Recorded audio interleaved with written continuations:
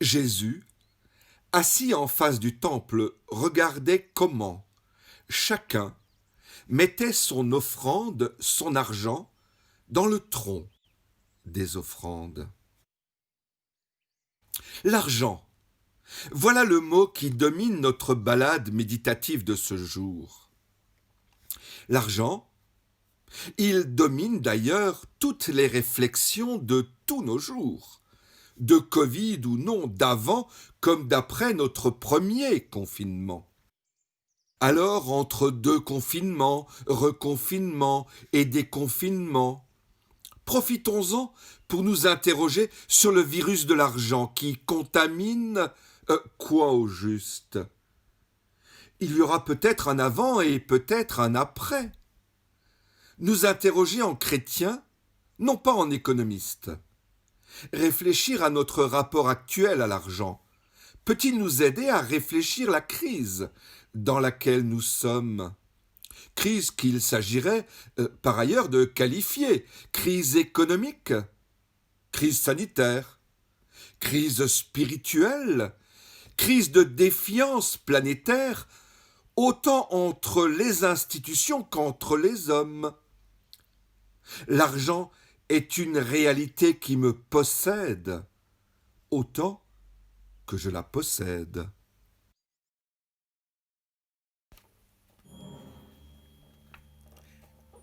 Nous allons ouvrir dans quelques instants notre grande bibliothèque. Alors prions pour que la Bible, la parole s'ouvre pour nous.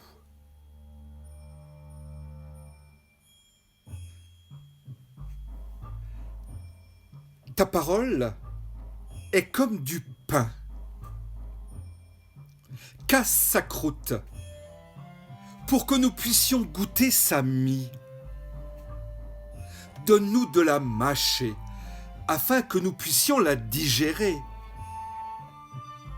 Donne-nous de la savourer afin que nous ayons envie d'y revenir. Donne-nous d'accompagner avec elle les moments si divers de nos vies. Comme le pain accompagne les plats si variés de la table. Donne-nous de la partager comme le pain se partage, selon le goût et l'appétit de chacun. Ta parole est aussi ordinaire et aussi essentielle que le pain. Elle n'est pas une brioche réservée aux estomacs délicats. Elle n'est pas non plus un étouffe chrétien imposé aux estomacs rebelles. Ta parole, c'est le vrai pain, descendu du ciel, pour la nourriture des hommes. Amen.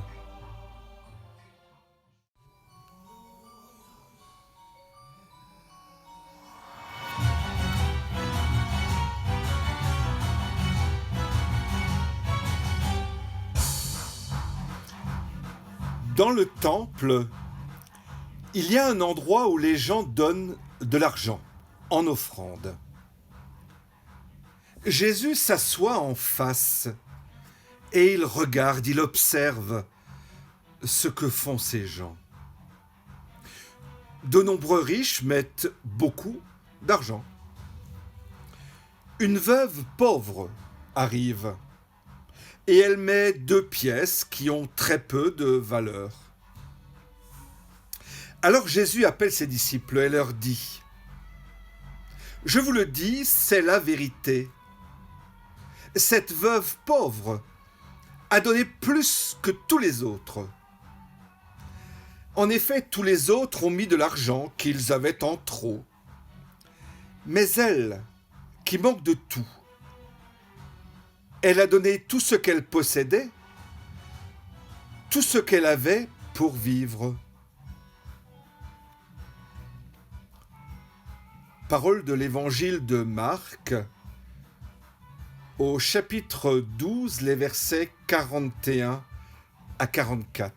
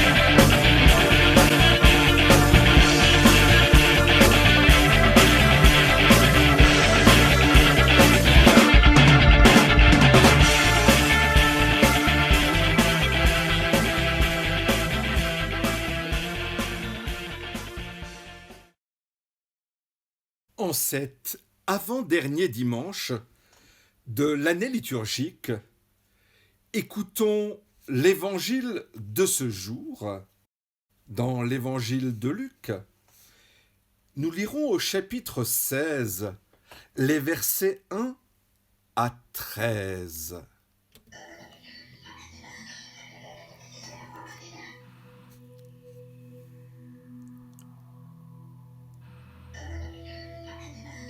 Jésus raconte cette histoire à ses disciples. Un homme riche a un serviteur responsable de sa maison. Des gens viennent lui dire : « Ton serviteur gaspille toutes tes richesses. » Alors le maître appelle son serviteur et lui dit : « Qu'est-ce que j'entends dire de toi ? Rends-moi tous les comptes de la maison. Maintenant, tu ne pourras plus t'occuper de mes affaires. » Le serviteur se dit : « Mon maître ne veut plus que je m'occupe de ses affaires. Qu'est-ce que je vais faire ? Travailler la terre, je n'en ai pas la force, et devenir mendiant, j'en ai honte. Je sais ce que je vais faire. Alors quand mon maître va me retirer mon travail, eh bien des gens me recevront chez eux. » Et il appelle donc un par un tous ceux qui doivent quelque chose à son maître. Il demande au premier : « Tu dois combien à mon maître ?» Et l'homme lui répond : « Je lui dois 100 tonneaux d'huile. » Alors le serviteur lui dit : « Eh bien, voici ton papier, vite, assieds-toi et écris 50. » Ensuite, le serviteur demande à un autre : « Et toi, tu dois combien à mon maître ?» Et l'homme lui répond : « Bien, je lui dois 100 sacs de grains. » Alors le serviteur lui dit également : « Voici ton papier et écris 80. » Alors le maître dit du bien de ce serviteur malhonnête, parce qu'il a été habile. Les gens de ce monde sont plus habiles entre eux que ceux qui appartiennent à la lumière. Jésus ajoute : « Et moi je vous dis, faites-vous des amis avec l'argent trompeur. Ainsi, quand l'argent n'existera plus, Dieu vous recevra dans sa maison pour toujours. » Quand on peut faire confiance à quelqu'un pour une toute petite chose, on peut lui faire confiance aussi pour une grande. Et quand on est malhonnête pour une toute petite chose, on est malhonnête aussi pour une grande. C'est pourquoi, si on ne peut pas vous faire confiance pour l'argent trompeur, qui va vous confier les vraies richesses ? Et si on ne peut pas vous faire confiance pour les richesses qui ne sont pas à vous, qui va vous confier ce qui est à vous ? Aucun serviteur ne peut servir deux maîtres. En effet, ou bien il détestera l'un et il aimera l'autre, ou bien il sera fidèle à l'un et il méprisera l'autre. Vous ne pouvez pas servir à la fois Dieu et l'argent.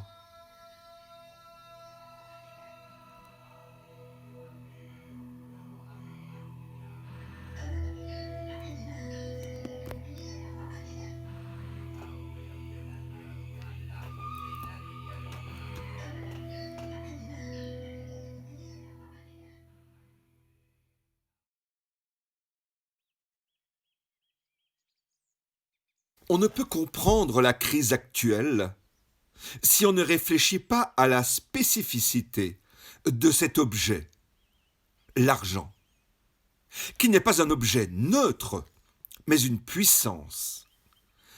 On ne peut comprendre cette crise si on n'étudie pas comment l'argent se trouve pris dans nos logiques techniciennes ou de progrès continu, répondant à cet impératif d'une recherche de l'efficacité par tous les moyens. Plus nous croyons contrôler le cours des choses, plus nous sommes sous contrôle des instruments, des techniques qui font système, dirais-je à notre insu, mais de notre plein gré. Ces instruments, ces techniques que nous avons mis ou laissé mettre en place. La crise actuelle est une crise qui se rajoute à une crise, qui se rajoute à une autre crise, devenant de plus en plus globale et englobante. Crises qui ne passeront pas d'elles-mêmes. L'argent n'est alors que symbole et symptôme, le révélateur d'un dysfonctionnement plus global, plus gigantesque, d'une déviance plus fondamentale. L'argent, avant-hier, nous parlions en centaines de milliers d'euros, hier en millions, et depuis quelques mois, nous ne parlons plus qu'en dizaines ou centaines de milliards. Ceci imprègne toutes nos conversations, tous nos échanges, et participe à amplifier les peurs suscitées par la manière dont nos institutions se sont emparées de la situation sanitaire inscrite dans la mondialisation de la consommation et de l'appareil de production qui lui est soumis. Nous vivons des situations radicalement nouvelles, inédites, que nous ne pourrons pas solutionner en nous servant ou en amplifiant nos raisonnements d'hier. Peut-être même devrions-nous réfléchir à prendre le contre-pied de nos logiques d'hier, de prendre enfin au sérieux le caractère subversif de notre christianisme, d'oser un message qui renverse ou déplace les logiques, ni pour, ni contre l'argent. Mais à côté, pouvons-nous faire un pas à côté, abandonner la voie qui ne mène nulle part ou qui ne mène qu'au pire, passer d'une logique de puissance vers celle d'une non-puissance.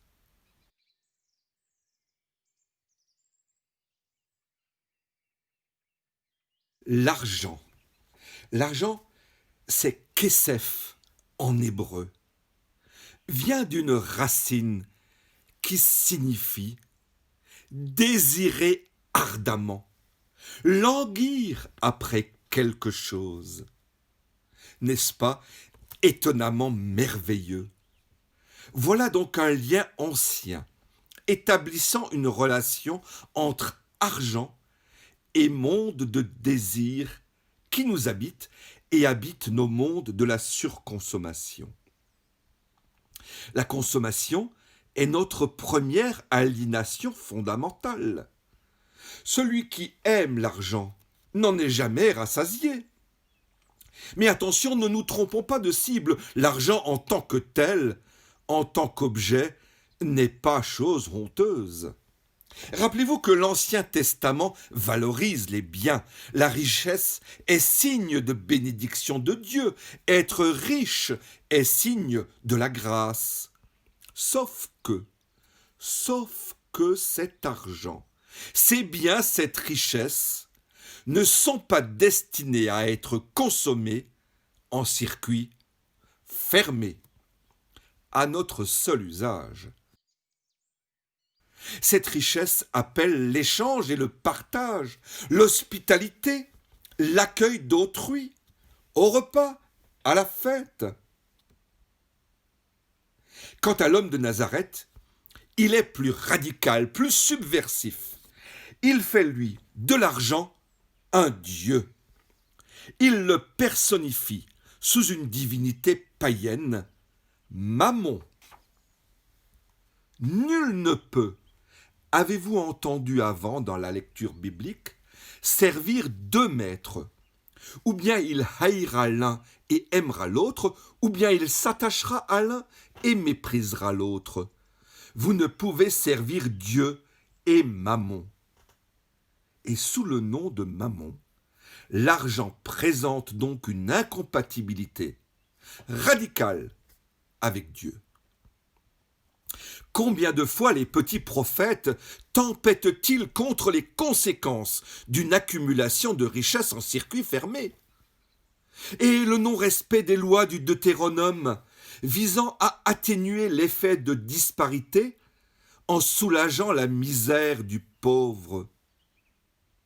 Il n'y aura pas de pauvre chez toi, tellement le Seigneur t'aura comblé de bénédictions dans le pays que le Seigneur ton Dieu te donne. Sans compter la remise à zéro des compteurs, radiant toutes les dettes. Le jubilé des 7 ans. Cette logique voulant redonner sa chance à chacun en cassant la spirale infernale de la pauvreté. Jésus, personnifiant l'argent, signifie par là que l'argent n'est pas un objet que l'homme demeure libre de s'approprier ou non. L'argent, à tout moment, peut devenir un dieu, puissance indépendante auquel on sacrifie sa vie. Le questionnement de Jésus nous interpelle à travers l'argent sur le fondement même de notre vie. Quel Dieu te donnes-tu ? Que signifie investir son existence dans le service de l'argent dévolu juste à l'accumulation ? Ici encore une fois, remontons à la racine hébraïque du mot mammon. Cette racine, qu'entendez-vous, est Aman.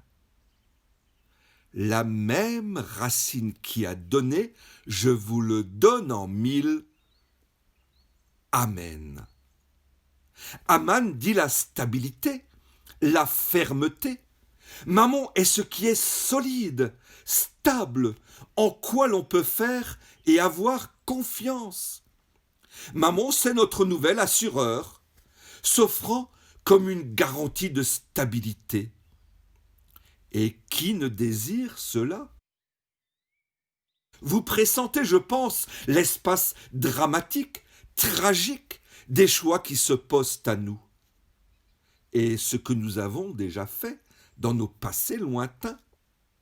Par vent de crise et afin de sécuriser l'avenir, tout le monde ne choisirait-il pas Mammon, par peur de manquer ?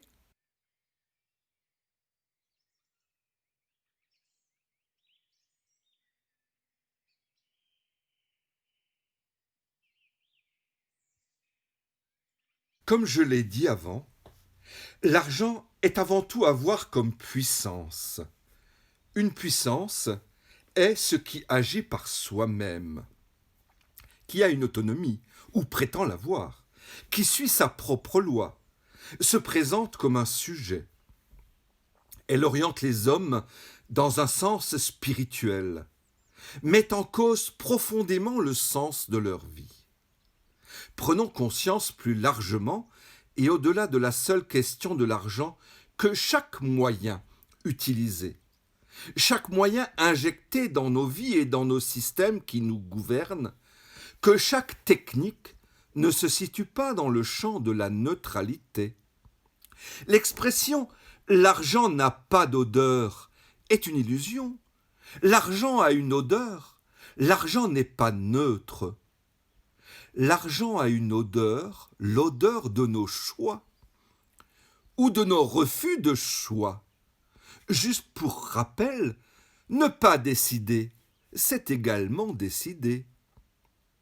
L'argent établit dans le monde une relation entre les hommes où tout s'achète et tout se vend, y compris l'homme, son âme, sa liberté.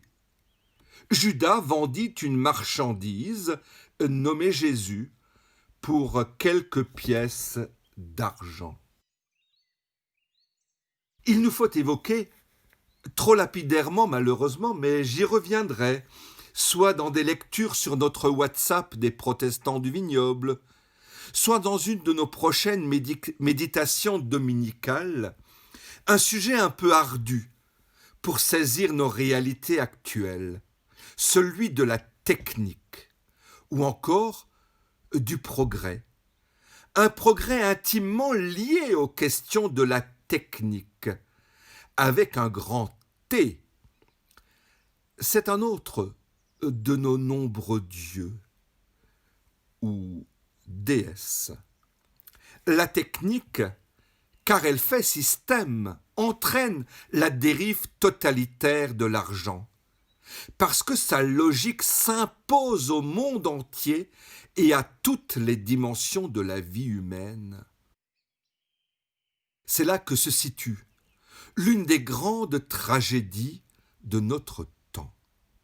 Nous avons d'un côté l'argent comme besoin impossible à satisfaire, demande insatiable d'argent de ceux qui vendent, même à ceux qui n'en ont pas les moyens, prise de risques fous pour gagner le plus possible, impression de ne jamais être rassasié de ceux qui achètent, volonté aussi de gagner le plus possible, même en faisant confiance à ce que l'on appelle des martingales boursières.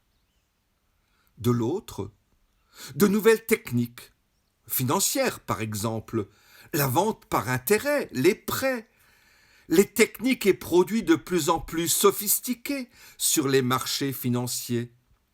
Et le tout relayé par la télévision qui vante à travers la technique publicitaire, les crédits à la consommation, les nouveaux objets à posséder absolument.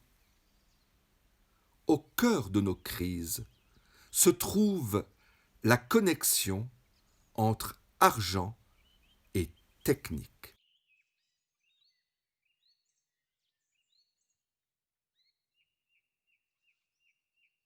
Notre balade méditative se termine. Vous pourrez poursuivre vous-même cette réflexion. Vous trouverez des références de textes tout en fin de ce culte. J'ai déjà évoqué le terme de subversion. Notre ami et maître Jacques Ellul parlait même de profanation de l'argent. Et je voudrais conclure là-dessus. Il n'y a pas de système économique chrétien. On ne trouve ni philosophie, ni politique, ni même une religion dans la Bible, mais simplement une relation avec Dieu, une parole qui interroge chacun sur ce qu'il fait, espère et redoute. Le chrétien ne peut pas soutenir un système existant au nom du christianisme, mais ne peut pas non plus en proposer un autre qui aurait la prétention d'être purement chrétien. L'argent est célébré, disons valorisé, lorsqu'il sert à créer de la vie. L'argent, parce qu'il est issu de systèmes économiques générateurs d'injustice, est potentiellement mortifère. S'il est investi dans le partage et délivre le nécessiteux de sa honte, alors il devient source de vie. Nous devons, comme le serviteur de l'évangile de Luc, être plus rusés, plus malins que Mammon, inverser la fonction de l'argent et donc changer notre rapport à l'argent. Ne plus le considérer comme une puissance détentrice de garanties et de sécurité, mais comme un instrument destiné à tisser des relations créatrices de vie.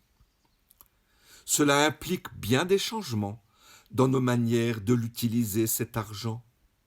Nous sommes appelés à profaner Mammon, à désacraliser l'argent. Sommes-nous seulement conscients de la valeur sacrée que nous y attachons? En introduisant dans notre société du don et de la gratuité. Comment utiliser notre argent pour créer de la vie? Comment utiliser notre argent pour instaurer des relations? Comment utiliser notre argent pour corriger des déséquilibres économiques criants? Personne ne doit se sentir coupable de posséder de l'argent, mais de déployer notre réflexion critique et notre imagination pour que ces biens servent à l'enrichissement de beaucoup. Reçu comme don de Dieu, l'argent n'est plus destiné à être l'oasis de nos peurs, mais un signe de gratuité, créateur de vie et d'amitié, de telle sorte que l'emploi de nos biens illustre non plus le caractère illimité de nos convoitises à accumuler, mais l'amour donateur de Dieu. Jésus, assis en face du temple, regardait comment chacun mettait son offrande, son argent, dans le tronc des offrandes. À partir de cette posture, nous sommes invités à un engagement d'interpellation sur nous-mêmes et vers les autres. Nous ne pouvons être dans le monde en ne nous posant aucune question sur notre rapport à l'argent, ni nous retirer d'ailleurs du monde pour ne pas avoir à nous en soucier. Oui, nous sommes de plus en plus formatés par l'économie, mais nous pouvons jouer le rôle de petits trublions qui empêchent que ça tourne. Sans doute pour le pire, mais aussi pour le meilleur. Alors, belle méditation!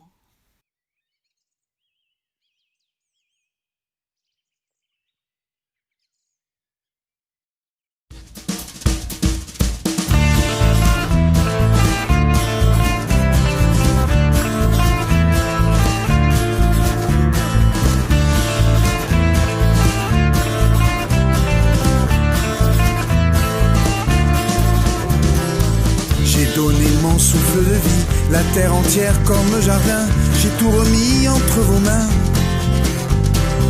J'ai libéré de l'esclavage, vous ai ouvert tous les rivages, dans le désert ils m'ont suivi. Et vous, qui dites-vous que je suis? J'ai ouvert le cœur des prophètes pour qu'ils annoncent l'espérance à toutes les âmes en errance. J'ai ouvert un nouveau chemin, j'ai de nouveau tendu la main, un horizon, une nouvelle vie. Et vous, qui dites-vous que je suis? Et toi, oh, oh, que dis-tu de moi? Oh, oh, dis-moi comment tu crois? Oh, oh, partage autour de toi. J'ai appelé dans le désert, des amis, des frères m'ont suivi et des cœurs ont été guéris. J'ai partagé le pain, le vin, puis ils ont transpercé mes mains. J'ai encore dit oui à la vie. Et vous, qui dites-vous que je suis? Et toi, oh, oh, que dis-tu de moi? Oh, oh, dis-moi comment tu crois? Oh, oh, partage autour de toi. Je vous ai rejoint sur le chemin, vous tous qui me croyez bien mort, mon amour a été plus fort. Tous ensemble on va le crier, le grand kiff que je vous ai donné, comme une chanson à la vie. Et vous, qui dites-vous que je suis? Et toi, oh, oh, que dis-tu de moi? Oh, oh, dis-moi comment tu crois? Oh, oh, partage autour de toi. Et toi, oh, oh, que dis-tu de moi? Oh, oh, dis-moi comment tu crois? Oh, oh, partage autour de toi. Et toi, oh, oh, que dis-tu de moi? Oh, oh,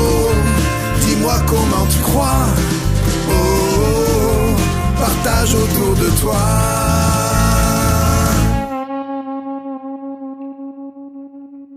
Que dis-tu de moi?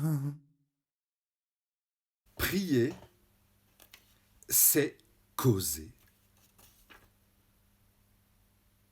Et c'est également poser une question de confiance. Y a-t-il une parole qui puisse nous délivrer de la mauvaise foi, de la confiance abusive, de la fausse assurance par laquelle nous nous écrasons les uns les autres?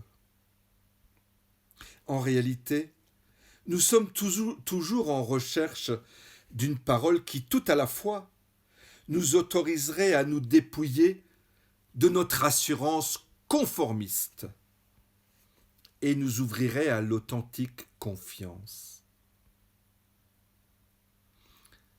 Dans ces prières, et c'est l'une de ces prières que j'ai choisies, André Dumas s'adresse à un Dieu qui lui donne confiance. Confiance dans sa propre parole, dans son propre désir. Dans sa parole restait désir. Car Dieu est pour lui un ami, un dispensateur de confiance. Prier, c'est causer, alors causons et prions. La prière que j'ai choisie s'intitule « Le bonheur du pain quotidien ».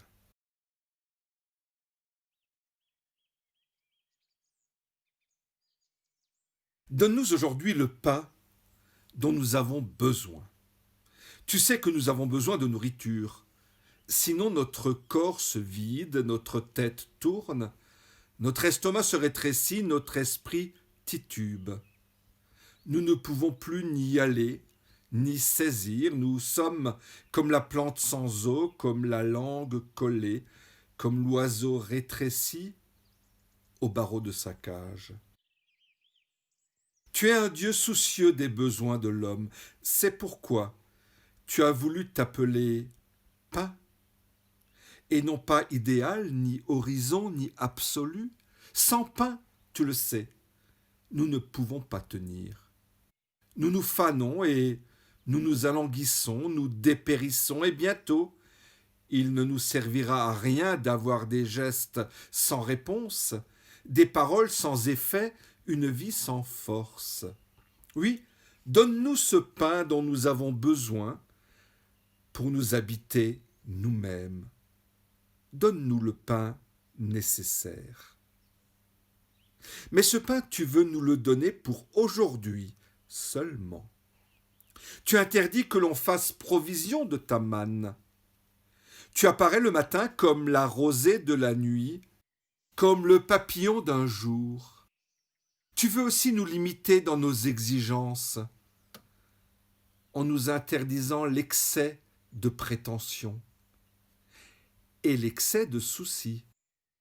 Tu souhaites que, pour nous disposer à ton royaume, nous redevenions comme les enfants, qui savent rire et pleurer dans l'instant, sans prolonger leur rire, ni éterniser leurs pleurs. Tu es un Dieu qui nous limite à aujourd'hui. Toi qui es semblable à toi, hier, aujourd'hui et demain. Tu dis, à chaque jour suffit sa peine. Toi qui prends la même peine, hier, aujourd'hui et demain.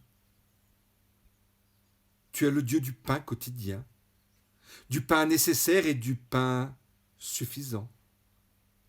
Écoute la réalité de nos besoins pour que nous écoutions la suffisance de ta grâce. Amen.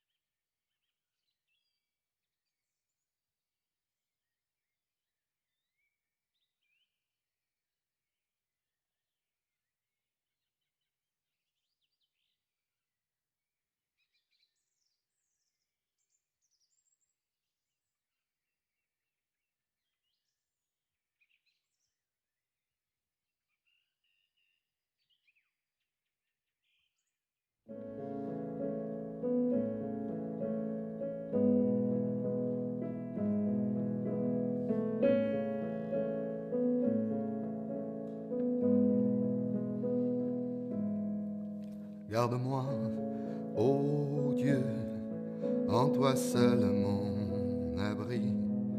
Rien n'est si précieux que les sentiers de ta vie. J'ai trouvé un trésor, son regard vaut de l'or. Le Seigneur est mon sort, ma coupe pleine à ras-bord. Garde-moi, ô Dieu, en toi seul mon abri. Rien n'est si précieux que les sentiers de ta vie. Leurs honneurs obséquieux ne sont rien à mes yeux. La mort est un non-lieu prononcé par notre Dieu.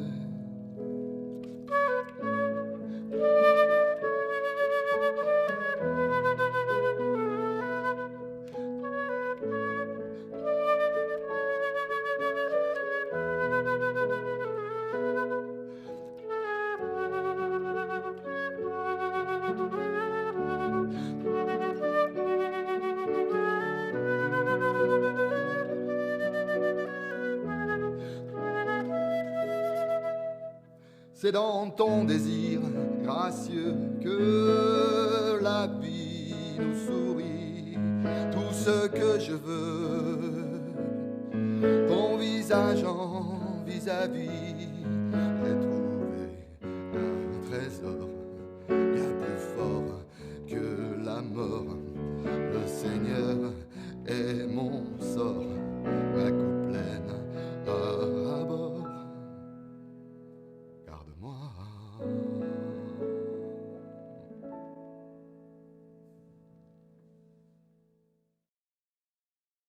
Dieu est grand dans sa faiblesse. Dieu est miséricordieux dans sa force. Dieu est fidèle. Chaque jour, il nous offre ses bienfaits. Chaque jour, il nous offre sa bénédiction. À nous de nous en emparer pour transformer le monde. Que la grâce de Dieu soit sur toi pour t'aider à marcher dans ses voies. Reçois tout son pardon et sa bénédiction. Va en paix, dans la joie, dans l'amour.